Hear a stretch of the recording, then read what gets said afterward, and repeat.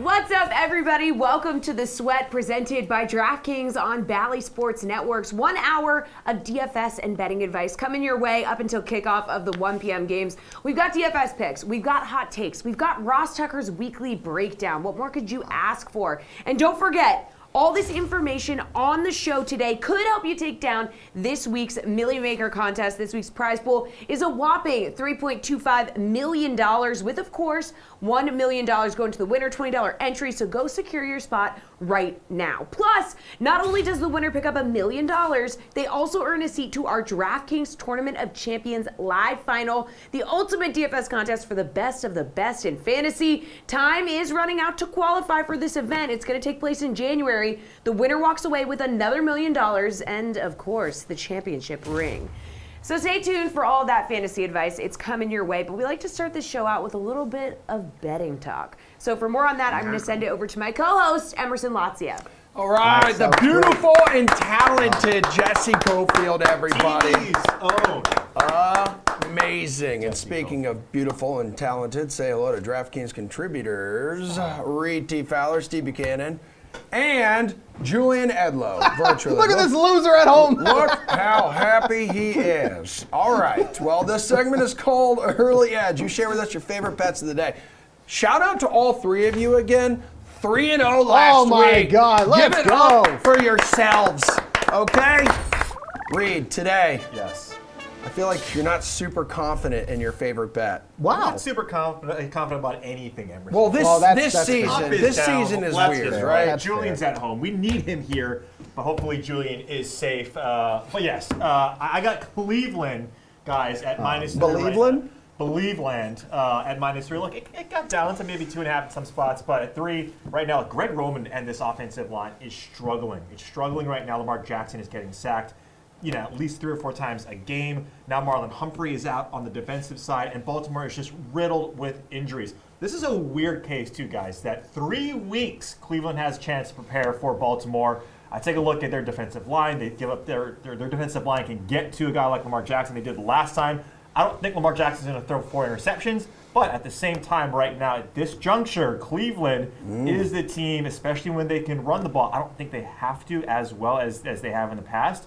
I do think that Cleveland is able to pass the ball against this Baltimore defense. They have no one in the secondary, guys, that I'm confident in. So give me Cleveland -3. And Cleveland's fighting for its playoff lives right now. What are you shaking your head for?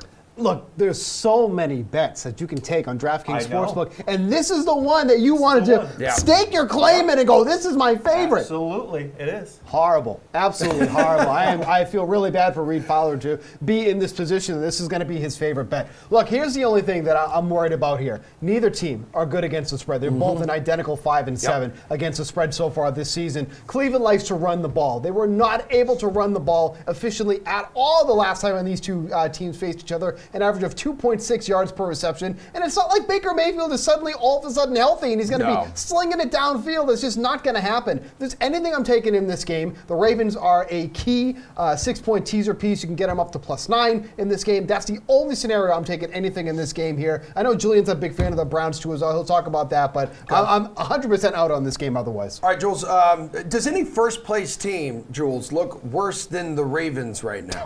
Thank you.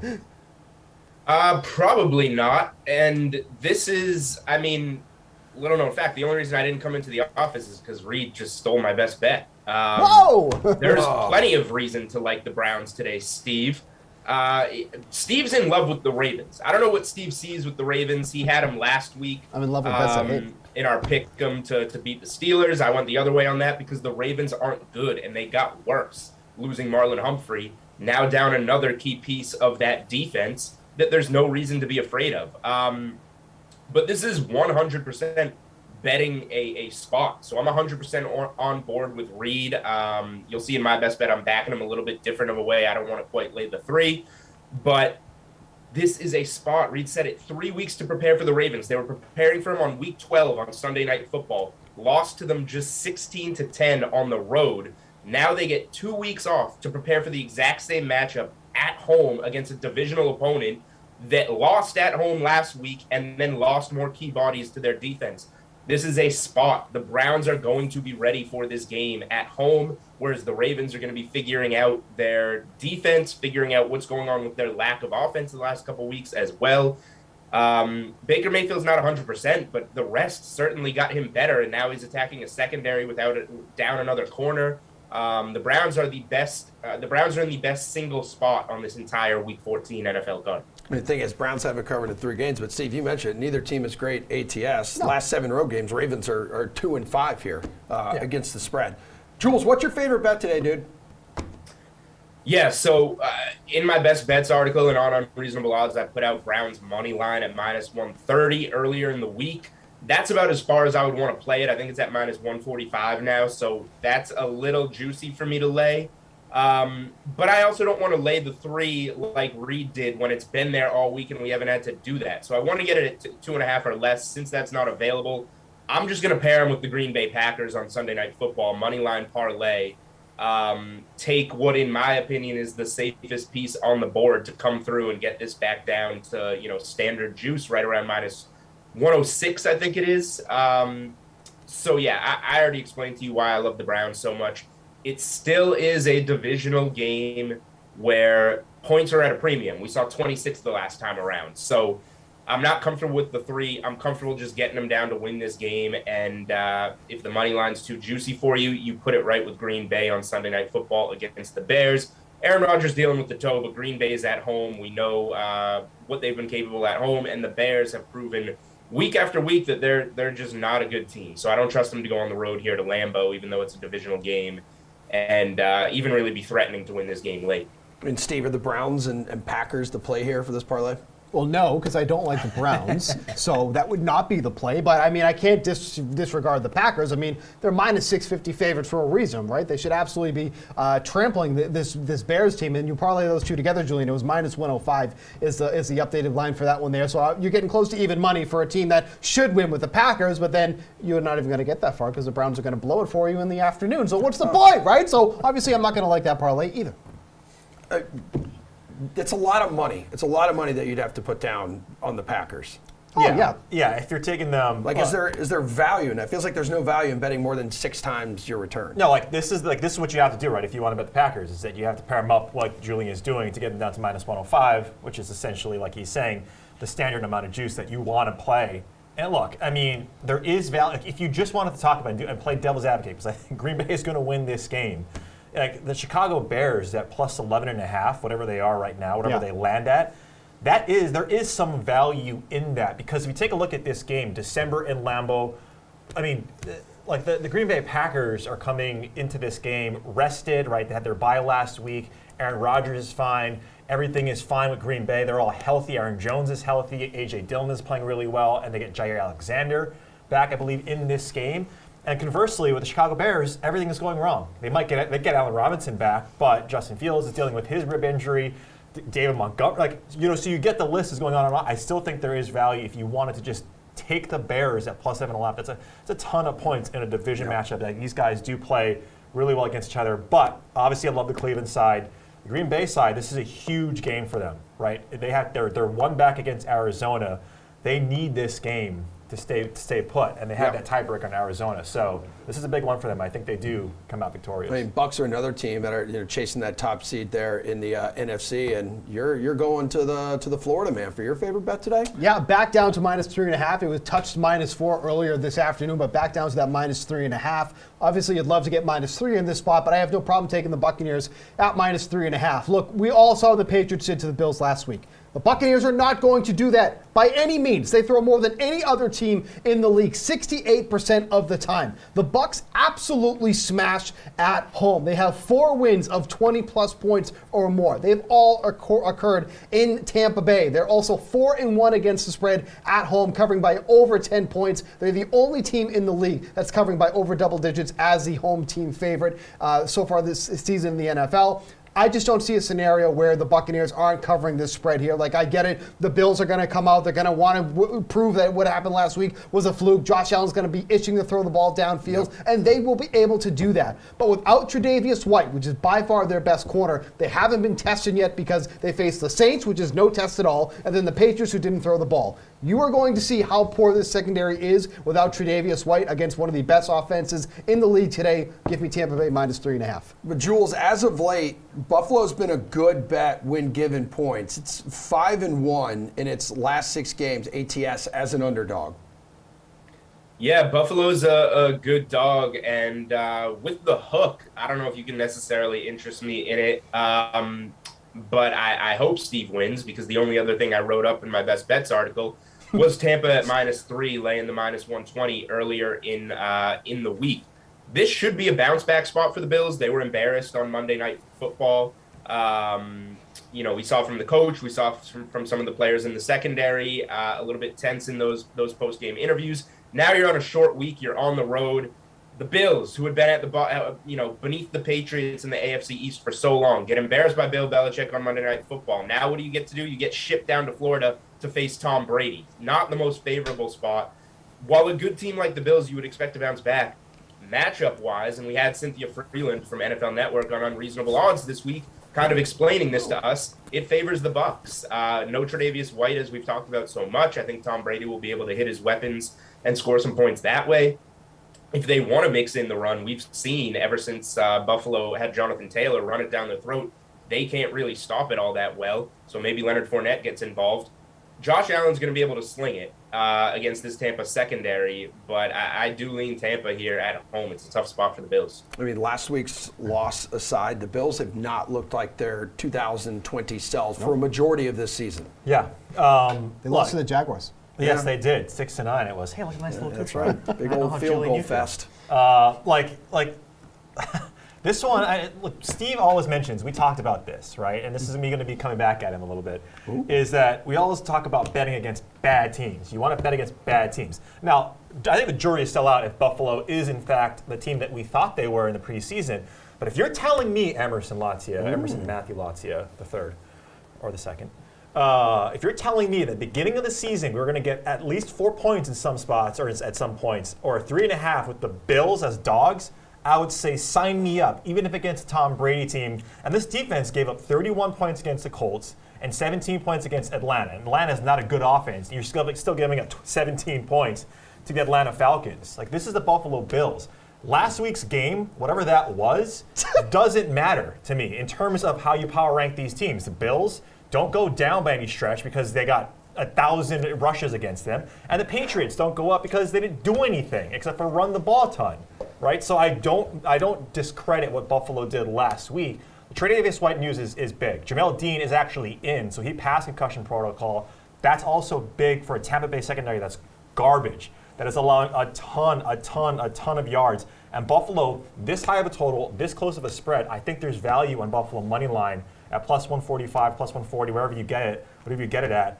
This is one that I'm a little bit worried about, just because Buffalo, I think the jury is still out on this team, and I would hate to go We're against. saying that in week 14. Yeah, getting points for Buffalo. You're getting points for one of the better teams in the AFC. Great explanation. It's going to be so sad when it loses. Yeah, Tom Brady has beaten the Bills more than any quarterback in football history has beaten one team. 32-3, straight up. Wow.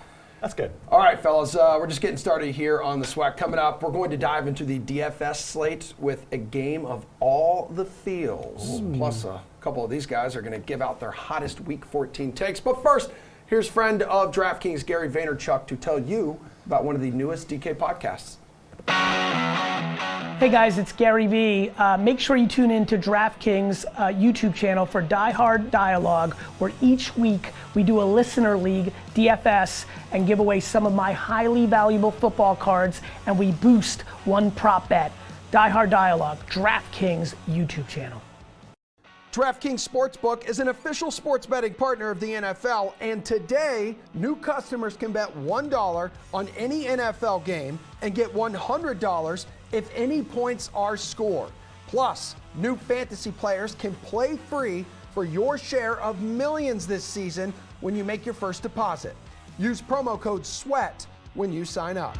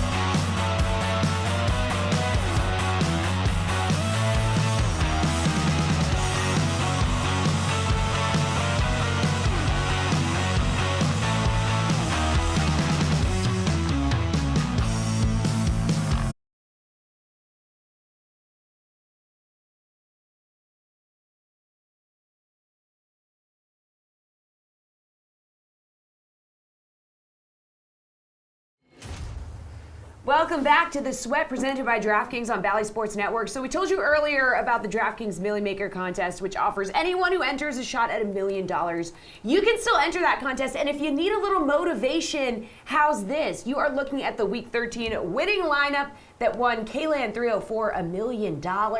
Plenty of fire emojis to be seen, but George Kittle really went off for 42.6 fantasy points and just 7.2% ownership. Yeah. So congrats, Kaylan 304. That could be one of you watching. Yeah, it certainly could be. Let's try and predict now which players will make us feel some type of way for Week 14. That's right, people. The award-winning segment, All the Feels, is back. Wow. Let's bring in DraftKings contributors Julian Edlow, Jeff Orrick, and Pierce Dietrich.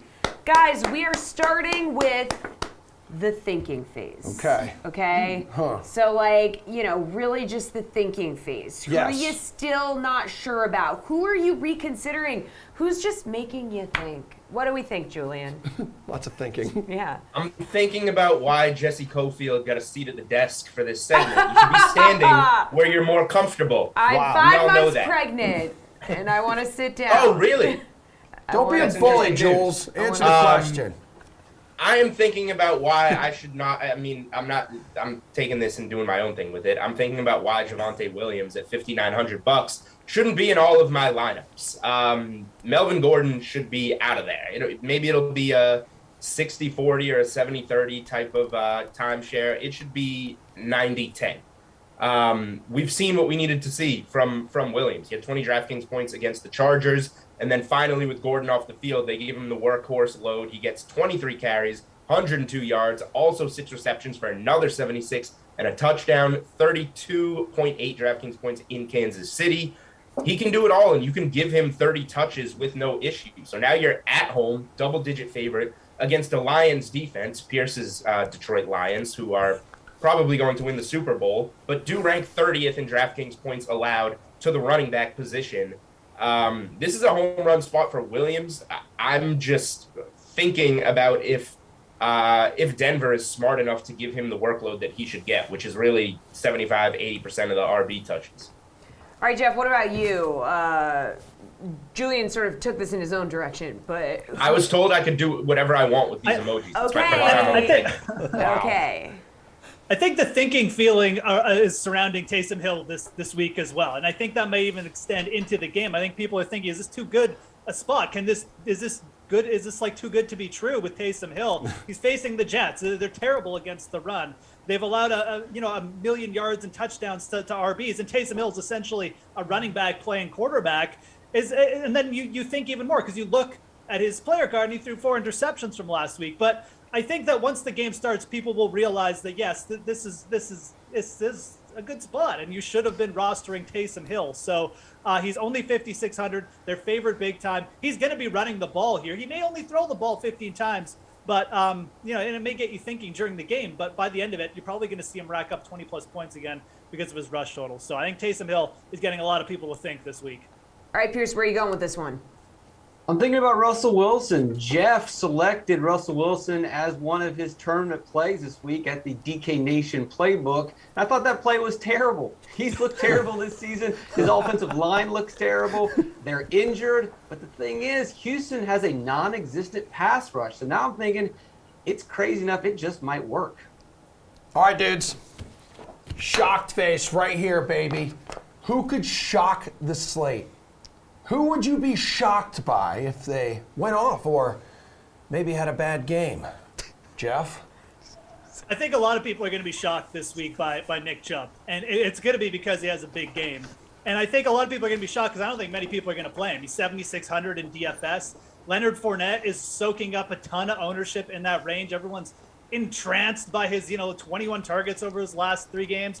Nick Chubb is, apparently going to be used more on the field. He's averaging almost 6 yards per carry. He takes on a Ravens team who I think is ripe to be picked on here from Cleveland. Chubb only had 16 yards in his first game against Baltimore. I think he really bounces back here, and I think he's going to shock a lot of people. A lot of people will be that shocked face on after the end of the early games. All right, Pierce, who is going to cause you to get that shocked face on? Jeff's going to be really shocked because it's not going to be Nick Chubb. It's going to be Austin Hooper who goes off in this game. Hoop-a-loop. Yeah, I mean, let's save this game. I know Julian's not going to be shocked because he wrote about Cleveland in his Best Bets article. He likes them. Everybody likes them. And this is a great spot for Hooper. You've got a terrible pass defense, a pass defense that struggles against the tight end, a pass defense that has injuries everywhere. Cleveland doesn't have any healthy bodies. You go back to last season, and they were without 5 wide receivers in a COVID game. Hooper got 15 targets in that game. We could see a similar production level today against the Ravens. Yeah, man, that Ravens defense generous towards fantasy tight ends as well, Pierce. Good call there. Jules, who are you preparing to have shock you? We will stick in the AFC North, and I think Joe Burrow is going to shock a lot of people. People are down on him with the pinky injury. I don't see why he's not going to have a good game. He played through it last week, looked good. A couple of fluky plays, particularly the Jamar Chase dropped into an interception, really cost the Bengals from winning that game. Now you have the Niners coming in. They're on the road and down a couple more cornerbacks. I think Joe Burrow is going to have a very good game here. All right, how about the sleeping emoji? All right. Oh, snoozles. Yeah, who are people sleeping on today, Pierce? Well, I'm not going to go the route of who people are sleeping on. I'm going to go the route of this game is going to be a snooze. And Tampa and Buffalo is going to let people down. These defenses are good. I know Tre'Davious White is not going to play, and people are making a big deal out of that. Buffalo has got 2 of the best safeties in the league. They got one of the best nickel corners in the league. They've got a pretty good pass defense. Leslie Frazier is one of the better defensive coordinators. He is a secondary specialist. I think Buffalo's defense shows up, slows down Tampa Bay, and I also have questions about Buffalo's offense. I think this game's going to be a snooze and disappoint some people. Dude, Steve Buchanan off camera thinks you are off your rocker for Yeah. that. He is going insane. Julian, let's see if Steve thinks you're off your rocker. Who do you think people are sleeping on today? I mean, we already know that that's true, but I'm going to go right against Jeff Ulrich here and say that I am sleeping on Taysom Hill. Look, he had one good game running the ball against the Cowboys, and they needed him to. They didn't run any set plays for him in the first half. They came out after halftime and made him run, and that's where it all came from.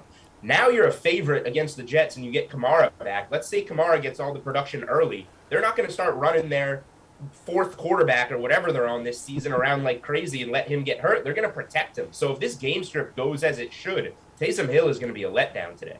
Yeah, Sean Payton's all about protecting Taysom Hill. Use him as a fullback and on the red He zone. tried Totally, to against the totally Cowboys. He wouldn't run him anywhere. Really, yes. Ooh, Jeff, sounds like you agree. Totally. Oh, yeah, no, really agree with Julian. Everyone does. All right, Jeff, come on. Who are people sleeping on Oh, is today? it me? Is my turn? Okay. Yeah. I think I'm going to take the Pierce route. I mean, I think the game that is going to be a snooze fest is going to be the Chargers and Giants. I think Justin Herbert is going to put people to sleep today because of how few pass attempts he's going to have, and I don't think it's going to lead to a big fantasy day. People trying to target him against this Giants team. The Giants are just going to run the ball. They're going to play slow, and they've played a slow pace all year, and they're going to try and run Saquon Barkley. And on the other side, the Chargers, if they get a lead here, you kind of think they're just going to give the ball to Austin Eckler. I think Justin Herbert's fantasy totals are going to put people to sleep, and it's not necessarily because of bad play. It's just the game flow situation. I don't think this Giants-Chargers game is going to lead to a ton of points. All right, guys, last one here. Need you to be a little quicker. We're running tight on time. Hard Eyes. Who do you absolutely love today, Julian? I'm just doubling down on my hot take from a couple of weeks ago. I had this as my 100. I am 100% confident that Cam Newton will have a good game once again. Here we go. I whiffed on him on my hot take segment. He had 26 DraftKings points in his only game at home as a Panther. Now he's at home in a good matchup against Atlanta. Coming off the bye to get right, I think that Cam Newton has a big game. Jeff, who's going to give you the Hard Eyes today? Travis Kelce, man, absolutely owns the Raiders. 5 touchdowns against the Raiders in the last 7 games. Gone for over 100 yards in 5 of his last 7 games against the Raiders. Chiefs offense going to bounce back here. Travis Kelce going a little bit overlooked, too. All right, Pierce, Hard Eyes. Denver DST, I love the 500 Detroit Lions, but they've got 16 players out, including their entire offensive line. It's going to be a long day for Jared Goff. I expect some defensive touchdowns, tons of sacks. Denver DST should be getting a lot more action. Unbelievable, Pierce. Are the Lions good or not? They're a 500 team. Oh, my All God, right. stop Julian, it. Now they're going to lose. They're a 500 team. Do the math. Cut his mic. Cut his mic. All right, This is terrible. let's call the segment. All right, thank you, gentlemen. Hopefully, all of you can be as successful This this one. week as the players. This one. Put it Look at- down. look at Put this it one, down. that okay, camera. okay. Thank you, Emerson. She's pregnant. Jeez. All right, you can be maybe as successful this week as the players we're going to show you now. So this week, DraftKings released the latest episode of Chasing the GOAT, a video series that follows 3 of the top-rated fantasy players in the world as they prepare for the 2021 Fantasy Football World Championship, a.k.a. the crown jewel of DraftKings Championship Series. Watch, follow, play along as these champ kings Nailed it. You nailed it. their FFWC dream. They're going to navigate the king of competitions. So here now is a look inside episode 2 of Chasing the GOAT.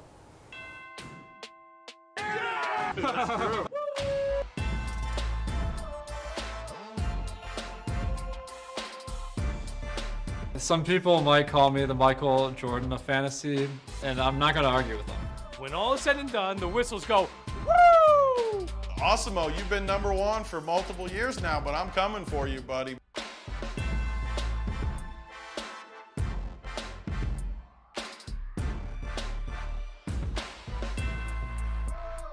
Let's go! We're all going to be going to Miami in December to compete in the DraftKings Football World Championship. So we thought it'd be cool to meet in Miami now, to really get to know each other before we return to Miami for the FFWC.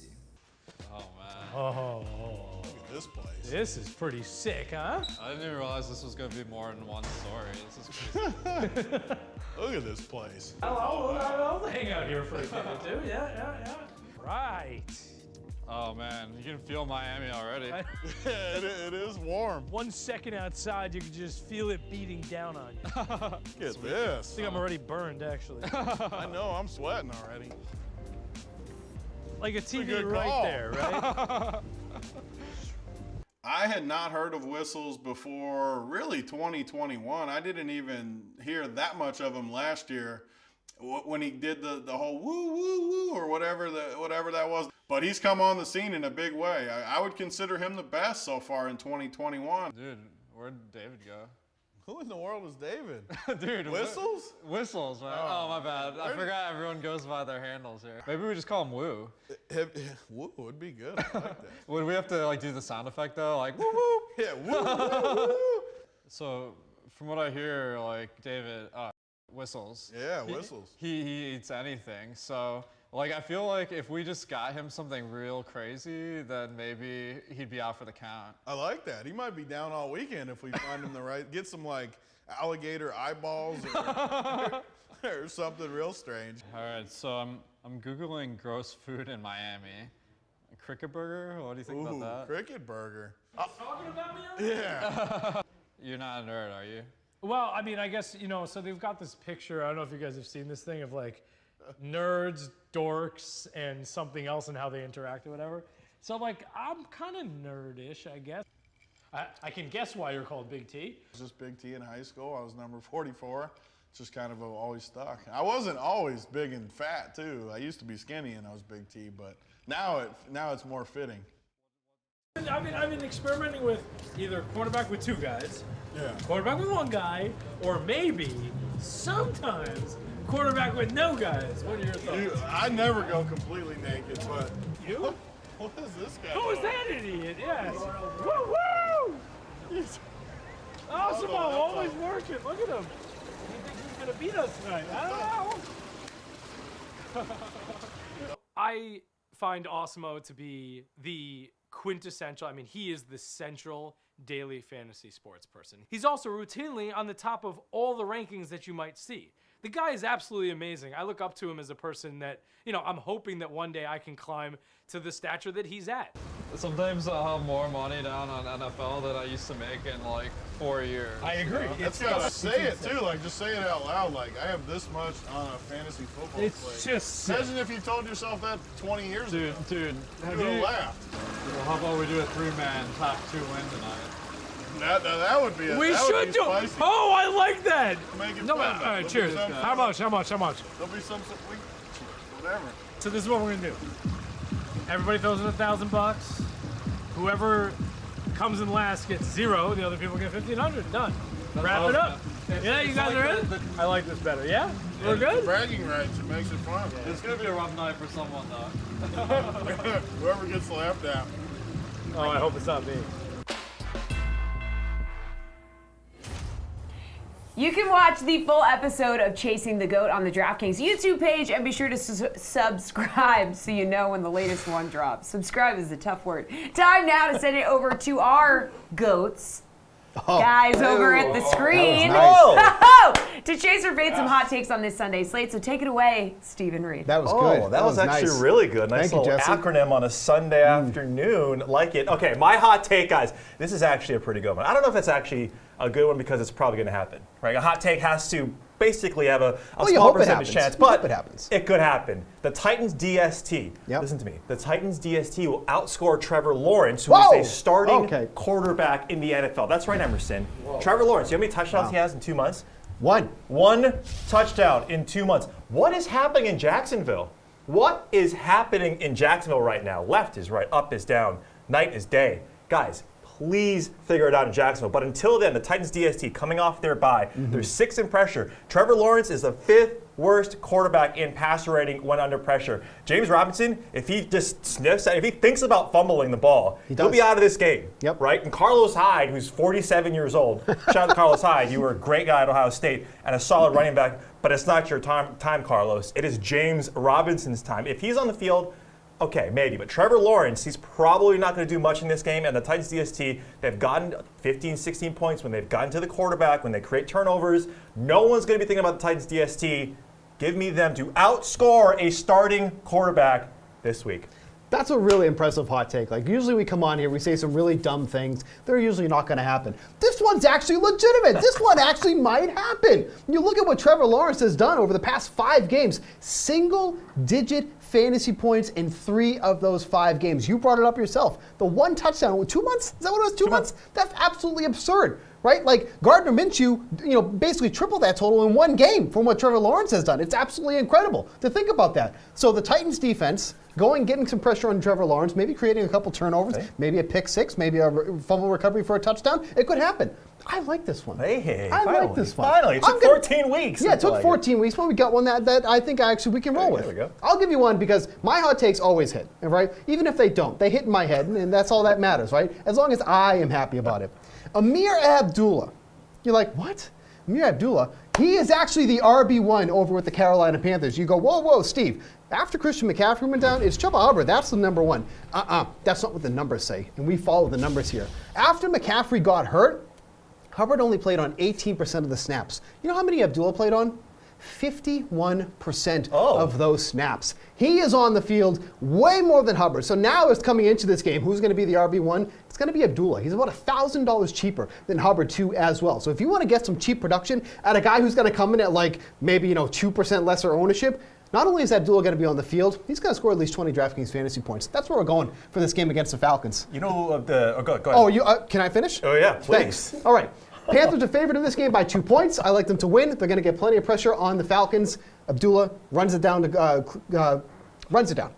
Clear out the clock. Game's over. Abdullah, 20 DraftKings fantasy points. Okay, so that 20 is the hot take, right? Because Abdullah, the last time he was fantasy relevant, 2017, when he played for the Detroit Lions, the 500 Detroit Lions by Pierce Dietrich, guy who wears elbow pads on his jacket. Very old man. Very old man. That's the last time Abdullah was relevant. And the number one running back is not Chuba Hubbard. It's not Amir Abdullah.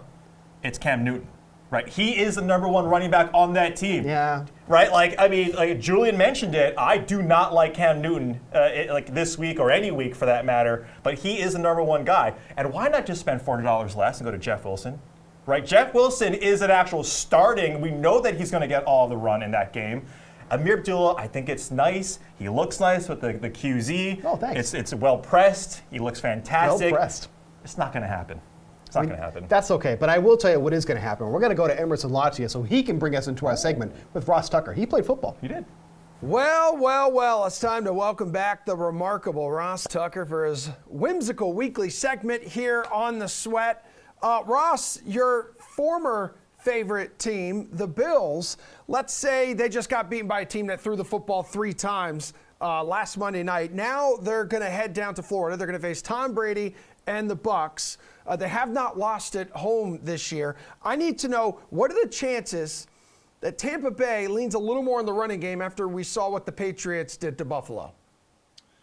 Yeah, I mean, they might, but I don't know that needs to be a focus for the Bucs. I think this is a bad spot for the Bills.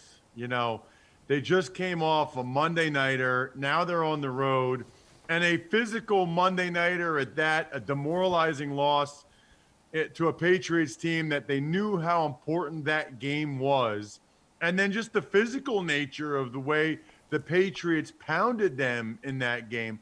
I wouldn't be shocked if the Bucs run the ball more, but I don't think that's going to be an emphasis or a focus, especially the way Brady's playing. Yeah, and the Bills haven't really been a great road team either going south this season. They lost to the Titans, and we all know that they lost to America's team, the Jacksonville Jaguars.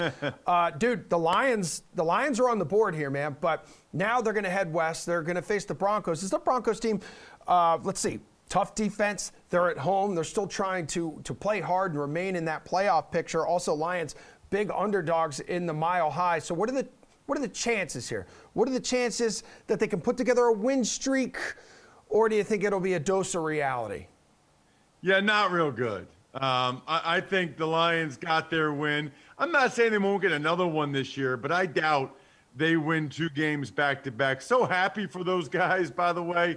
I was on some bad teams, but never this long till mid-December before you get your first win.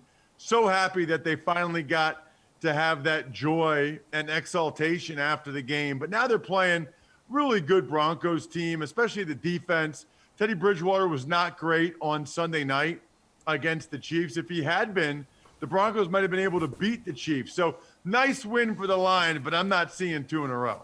Detroit on a 4-game cover streak heading into this matchup, by the way. And while some do not expect an upset in the Rocky Mountains, in our nation's capital, it's a completely different story here. So it's the NFC East. It's Dallas at the Washington football team. Washington's won 4 straight. Dallas has won just 2 of its last 3.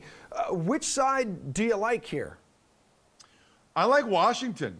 Listen, you said it. They've won 4 in a row. This is what Ron Rivera does. He's a good coach. He gets his teams to play better in the second half of the year. Did that in Carolina. They did that last year in Washington. It's been a lot of close games. They find a way to win them. Heineke's not making the big mistake. They're playing better on defense. You're going to give me that team that's won 4 in a row more than a field goal at home? I'm going to take it. Give me the football team. Yeah, they're right back in the mix of things, too, if they can knock off the first-place Cowboys. That's not the only pivotal division game going down. Las Vegas is reeling in the AFC West playoff race. They're looking for some revenge against Kansas City because the Chiefs absolutely smoked the Raiders back in Week 10, but you know also the Chiefs do not forget what the Raiders did to them inside Arrowhead last season. They're heavy home favorites, the Chiefs. What side do you like in this one? Yeah, well, I never really love laying that many points, so I would lean to the Raiders, but and primarily because the Chiefs' offense isn't really playing very well. They're still not in a rhythm other than really that Raiders game a few weeks ago. The problem is the Raiders' offense. You know, they have really stalled other than the Cowboys Thanksgiving Day game where I think that they called 27 pass interference penalties against the Cowboys at last count. And now they're going against the Chiefs defense that's been dominant. That's not real good for the Raiders. Now, I do think they can keep it, you know, and cover, but I don't think they have much of a chance to win. Yeah, it's been that bend but don't break defense by the Chiefs. They have been relying heavily on. By the way, Vegas 1-4 ATS in its last 5 against division opponents. Hook us up with another game spread that catches your eye. You know, I kind of like Atlanta getting the points against the Panthers. Atlanta's been a pretty consistent team this year. The Panthers are more or less in disarray. You know, we know McCaffrey's on IR. They just fired their offensive coordinator, Joe Brady. Reportedly, they want to run the ball more. Well, McCaffrey's on IR and their offensive line isn't good. So if you're going to give me the Falcons and the points, I'll take them. I think that's a toss-up game. Anytime I can get a decent amount of points in a toss-up game, I'm all over that team. Yeah, Panthers 0-4 ATS too as a favorite. Speaking of favorite, what is your favorite game total on this main slate? So I know it's already a low number. I get it. I got it. But I kind of like the under for the Ravens and the Browns. Now, the Browns coming off a bye, so maybe they've figured something out, but they've got their own health issues. Even at tight end now, they've got issues they're dealing with. Hooper's kind of like the last man standing right now. Meanwhile, for the Ravens, they're not playing well, and they have not figured out how to beat the blitz. Lamar Jackson threw 4 interceptions when these teams played a couple weeks ago. That was a 16-10 game. Yeah. I don't know that this game's that much different. There's only 26 points in that one. Even if there's 10 more points, even if there's 14 more points in this one, it still hits the under. What's going to be so different in 2 weeks? Nothing. Under. Yeah, Lamar been struggling recently. Baker been struggling all season long. In the land of fantasy, who do you think is a guy set up to deliver some big-time points for DraftKings lineups? You know, I'm going to go back to the well with my guy, Cordero Patterson. Teams have figured out how to take away Kyle Pitts in this Falcons offense. They still don't have Calvin Ridley. Matt Ryan doesn't really have anywhere else to go. So whether it's in the run game or it's in the passing game, I think Arthur Smith, the Falcons head coach, is going to continue to feed the beast that is Cordero Patterson. Take advantage of it. Yeah, he's just been a one-man wrecking crew for him. Before you get out of here, we're going to do that thing everyone likes, as we always do every week here. Let's look ahead to Monday Night Football. We got a good one. So it's the Rams at the Cardinals here. An impressive return to action for Kyler Murray last week. They smoked L.A., I believe it was back in week 4. Arizona 10-2 and starting to get more respect, but for some reason here, there are many doubters for Arizona. So do you think that they can prove once again, hey, we're an elite football team, or do you think the Rams get their revenge?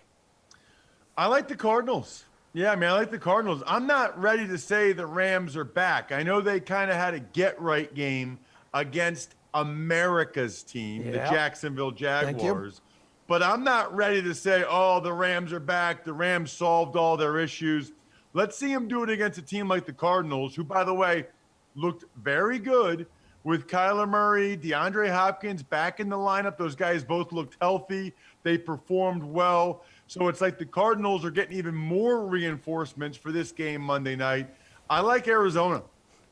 And 4-0 ATS in their last 4 games against division teams. Ross Tucker, that is how you do what you just did, my friend. We will see you again next week, okay? Sounds great. Still to come here, everybody, on The Sweat, we are going to preview this week's primetime matchups from a showdown and sportsbook perspective. Plus, Reed, Julian, and Steve will be back with their final thoughts and Make It Rain picks just before lock, so please stick around.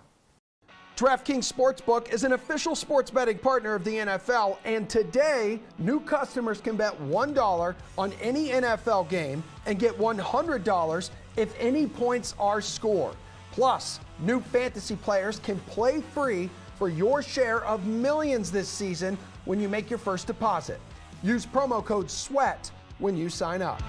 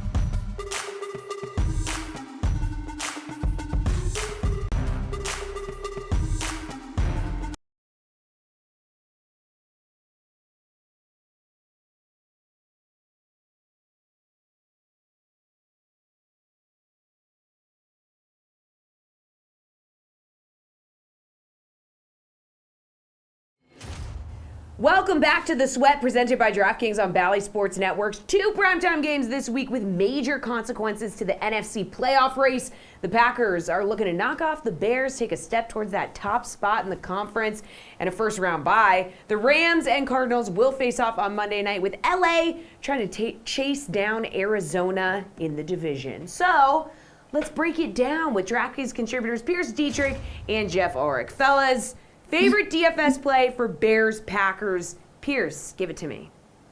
The Packers DST. The Bears' offensive line is the worst in adjusted sack rate, and their quarterback's not very good. It's a terrible matchup. Justin Fields, the one thing he does do well is to make these deep passes, but that's the one thing that the Packers don't allow. You look at the first matchup with the Packers and the Bears.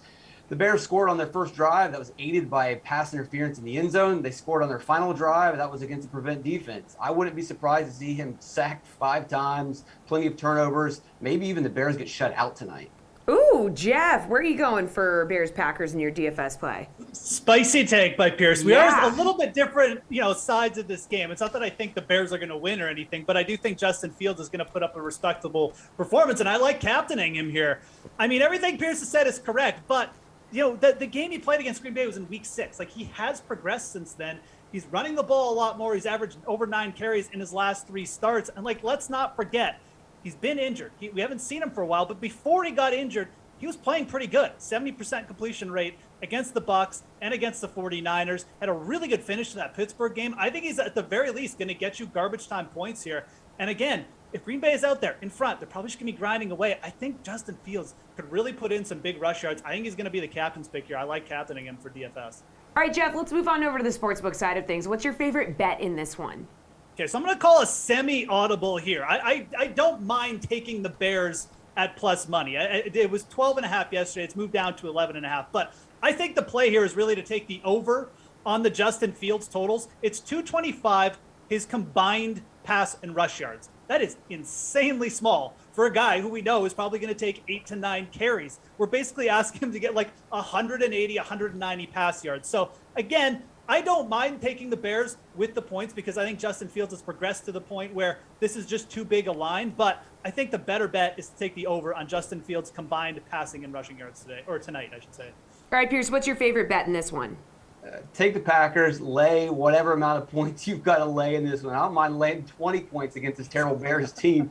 Look, Jeff just told you 220 rushing and passing. That's a big clue that this Bears offense is going to struggle. Yet Green Bay off a bye at home, playing at night against a terrible Bears team. What are we talking about? The Packers are going to crush this team.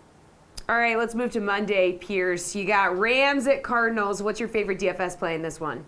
I'm going to take Rondale Moore. I know that he hasn't lived up to expectations this season. He's not playing a lot of snaps. He's not running a lot of routes. But you look at the matchup against Los Angeles. They're towards the bottom of the league when it comes to yards after catch and missed tackles. And that's exactly what we're looking for from him. We're looking for that big play, that missed tackle, that breakout 70-yard touchdown run. He's going to be low-owned. He's going to allow you to differentiate with your lineups. I'm going to go with Moore.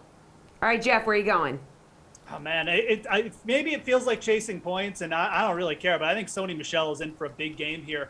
The Rams changed their offense last week. They figured things out. They went heavy jumbo packages. It looked like the Rams offense with Todd Gurley from 3 years ago. Sony Michel, 80 yards after contact. He looked good in preseason, too, and now he's finally getting a chance. How you attack the Cardinals is on the ground. They've allowed 4.7 yards per carry. That's fourth worst in the league. I think Sony Michel is in for a big workload here. And I think you've got to just chase him again for captains for DFS. All right, Jeff, wrap us up with your favorite bet for this one. I mean, if I like Sony Michel to have a big game, I'm just going to take the Rams money line. I think the Rams offense really figured things out here last week. Again, they're plus 120 on the money line. I think the Cardinals are able to be stopped. This is a team that just continues to give James Conner carries. It's going to catch up to them eventually. He's averaging 3.5 yards per carry. I think the Rams will put an end to that usage. And I think the Rams are very live in this game. Again, love the way they figured things out last week in the run game. Give me the Rams plus 120 on the money line. All right, Pierce, favorite bet? I'm going to take the over in this game. Los Angeles, their offense has improved. Their offensive line's playing well. They protected Stafford last week against Jacksonville, who has a pretty good pass rush. Arizona doesn't have as good as a pass rush. And then also in that same vein, we've got a Kyler Murray getting really good protection as well. And if you look at when he's faced teams that don't have a good pass rush, which are the Rams, he's had a quarterback rating of 131 and 126 in his last couple of games. I expect both these offenses to live up to what they typically do, which is about 30 points per game. All right, good stuff, guys. Thank you for the help. And we are nearing kickoff. So here to work up a sweat while making it rain is a guy who knows a thing or two about perspiration, Emerson Lotzia. That's you. That's right. We love to sweat. We certainly do. Great work today, Jesse. We're back with Reed and Steve. Jules is joining us virtually. So, yes, we are going to work up a sweat right now. Last-minute DFS takes for the entire Sunday slate. I mean, you're possibly rethinking anything. Jules. Yeah, I think there's a lot to think about. I think that mid-tier running back range that we've been talking about, these guys around 6,000 or so, have a ton of appeal. And honestly, this is 1 week where looking at defense, the top 3 defenses on the board are all so appealing. And I think picking right, like one of these 3 could be the one that has a 25 DraftKings point game versus the others having 8 or 9. And that could be the huge difference in lineups. And I'm talking about the Chargers hosting the Giants, the Broncos hosting the Lions, and the Titans hosting the Jaguars. I'm very interested, especially since some of those $6,000 running backs are going to perform like $8,000 running backs, in my opinion. I want to pay up for defense, and I want to make sure I get it right because those 3 defenses are all in such good spots at home. You agree? You got to pay up for some defense today? Yeah. I think there's some chances you need to take, and usually the strategy is to pay down, right? Because you can easily get like a Houston Texans defense to get some turnovers. That's not probably going to be the case this week, although we know what Seattle has done in the past, not very great. But yeah, I think that's definitely there. The one thing that I'm thinking about and considering is Tony Pollard is out, right? So you would usually think, hey, load up on Zeke. Zeke's going to get the bulk of those carries. The Washington football team, it's going to be a slow field. The receivers might not be as explosive on both sides of the ball, so maybe it's more Antonio Gibson and Zeke. I'm actually looking at Amari Cooper. Amari Cooper at $5,900. I think that's where you go with Tony Pollard out. Look, before he was out with COVID, he put up 20-plus DK fantasy points, 25 against Minnesota, and he looked like the guy that you wanted to roster on that Dallas side. Now he's fully healthy. He's back from COVID, 3 weeks removed from that, or 2 weeks about there. And I think that's where you want to go in this matchup without Tony Pollard. And I don't think it's Ezekiel Elliott. Elliott is probably one of those running backs that has the most negative EPA per run play, right? He's just not efficient right now in the backfield, and the Cowboys are insistent on giving him the ball. I think Amari Cooper is where you want to go. I'm going to be pretty heavy on him in my lineups as opposed to Ezekiel Elliott. What about you, Steve? Yeah, no, I think that's the right call, too. Obviously, I'm big on CeeDee Lamb. Yeah. I think that's a good play this week, too. But Cooper, I think, is going to get some more of the target share with Pollard out. Because, Zeke has just looked horrible. Zeke has looked really bad. He's healthy, but this is the worst healthy I think we've seen of him taking the field. I just want to bring up some of the line movements that have taken place. I don't think I've seen some line movements of this drastic over the past hour, all season long. Right now we have Seattle's gone up to -9.5. That's a pretty big movement there. Dallas, at the beginning of the show, went from 5 to 6.5. The Bengals are down to, I just lost it here, sorry. Oh, no, you're panicking. 2, down to 2. So, there's a lot of movement here going quickly. So, just something to consider here. This wasn't a teaser week. But some of the movers that we've had, now there are some legit teasers that we can do here. I talked about the Ravens getting them up to 9, but the Seahawks are in play now, I think, at 3.5. But yeah, I've never seen line movement this drastic so far this season. Yeah, and we're looking at right now still 3 games that have double-digit spreads. Yeah. I mean, Chiefs, Broncos, and then you got the Packers tonight. Well, the game totals too. There's only one that on the main slate that's over 50, right? You have that Rams-Cardinals game that's over 50, but that's also going to make a Broncos difference. Broncos also up to -12.5 now. They were -11 just an hour or so ago. To me. Gentlemen, let's make it rain. Give us your DFS play that is absolutely going to make it rain cash today. Go ahead. Austin Eckler. I mean, this guy is the RB1. This guy is the wide receiver 1. This guy's number 1 in our hearts. He can do no wrong. And I think stacking him with a guy like Justin Herbert is absolutely fine. Don't listen to Jeff Ulrich. He doesn't know what he's talking about. No. 10 to 15 carries. That's going to increase his production on top of what he's going to do in the receiving game. I know Mike Williams is there. But Keenan Allen out. Remember, those short options, those short passes, that's not going to go to Allen anymore. It's not going to go to Jalen Guyton. He's the field stretcher. Palmer, okay. But that's going to go to Austin Eckler. The Giants rank 31st in DVOA against the run and allow the 8th most fantasy points at the position. Again, DVOA is that holistic defensive stat.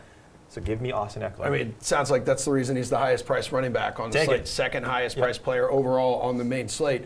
Jules, what about you, man? I mean, you guys already bashed me for spending 4 minutes talking about him earlier, so I'll just say his name. It's Javonte Williams, who's going to get close to 30 touches, I would hope, against the Lions defense that is the 3rd worst against the running back position in the NFL. There's a reason this number is growing so big for Denver, and that's going to mean a lot of running the ball at home against this Lions team. Do we have any news on Melvin Gordon? Yeah, official. Not official yet, because that's a 4 o'clock game. Yeah, he definitely benefited from having a backfield all to himself last week. What about you? I'm still shocked that Dak Prescott is only coming in at about 7% ownership for today. He should absolutely decimate this Washington football team secondary. Their defensive line is absolutely decimated between COVID issues and injury. He's going to go to town on this team, and he's just not being owned enough across the contest today. And I don't think we've mentioned it in this show. I know we did earlier on our SNY show that the Cowboys flying their team benches. To Washington, so he's going to be very comfortable there. He's going to sit on that nice, toasty, warm bench. Yep. It's like when you go to a friend's house if you were to bring your mattress with you. Are they friends though? Yeah. Only Washington and Dallas. There's no low loss between those two teams. No, not at all. All right, well, good stuff. That's a show. That's how we do what we just did. Thanks, Jules, for joining us virtually. It meant a lot to us that you can make it today. All right, so next week, we'll be back here high noon on Bally Sports Networks. It'll be week 15, like already. If you don't want to wait, though, Monday through Friday, guys, you're on this show that we call The Sweat, 11 a.m. to noon. Also, thank you to my parents. Today was the first day they've watched me on television. Oh. Yep, love you guys. Moby, miss Peace. ya.